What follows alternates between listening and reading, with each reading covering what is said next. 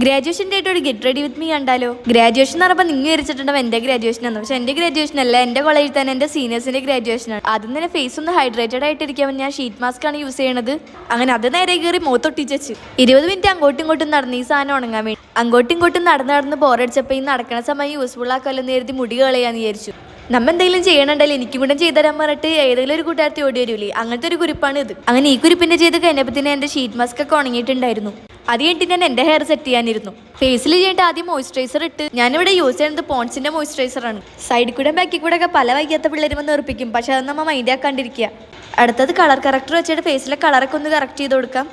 Light ഷെയ്ഡുള്ള lipstick എടുത്തിട്ട് blush ആയിട്ടും I ഷെയ്ഡായിട്ടും use ചെയ്യാം.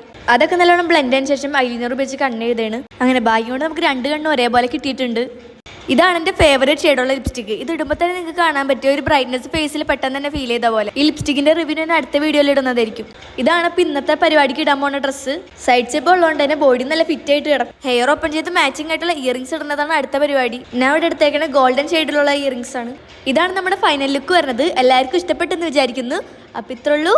ബൈ.